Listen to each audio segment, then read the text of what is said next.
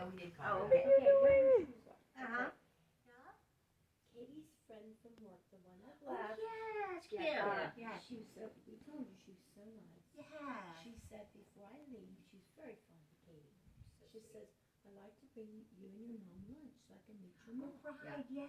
So she was coming. Uh-huh. So, we did the usual vacuum and make sure everything's really good, blah, blah, blah, blah, blah. However, right there, Underneath the was a shoes. spot of puke. And I'm sorry to say, for once in your life, your mom did not clean it. Oh. Let it go. And you just put Because the I shoes knew- down.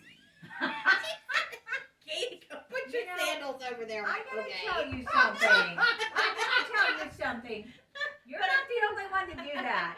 Sometimes at Dad, I know Dad's stopping by for a second, like if he's gonna drop off a card, if there's a little bit of puke on the floor, in the living room, I'll take the cat scratching post and put it on. There you go. Well, I have never done that. Yeah.